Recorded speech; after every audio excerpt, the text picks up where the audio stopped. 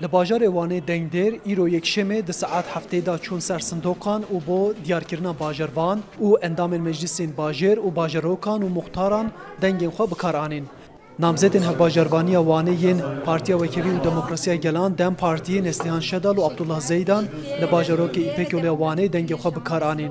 شدال و زیدان بندواریان خو وها آنین زمان. ام هیویدارن اراده گل وکی ام بیجن آوایی که آزاد وکی آوایی که دموکراتیک وکی آوایی که وک هویه به yansımaya ki bir ke man sandokanji em dibêjin bijartina heremî bibe vesîla aştiye û bibe vesîla pêşiya xizmetvekirinê. Hêjê birxistnê ku li gor hilbijartinên borî li bajarê Wanê Partiya Herî Xurt Dem Partiyê ku li 2014 û 2019 da li şûna bajarvanên wan ji aliyê Wezareta Karê Navxweyî ve bi îddiaya terorîzmê qayyum hatibû diyar kirin.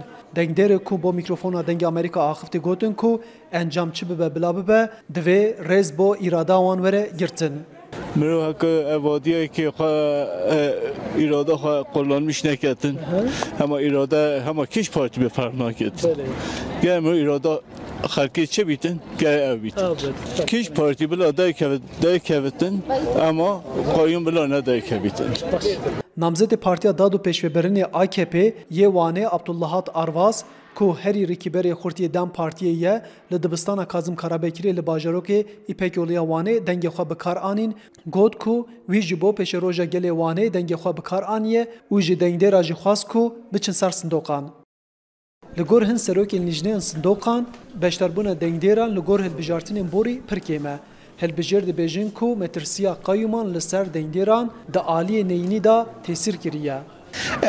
رأيا من هالبجارتن عادل نيلن يعني هون ترصى آوتنا قيومان الميدان بهلن أو قواشا لسر أم بيجن هم بربجيران وهم أم بيجن هالبجيران ين كود دنيا خد آبجن حوجيا بزنن كود دي رأي ونجنا آوي يعني بوشو فالا نبن وعجوه لذا هالبجارتن جخوها بالرأيا من عادل نينا بتمامي.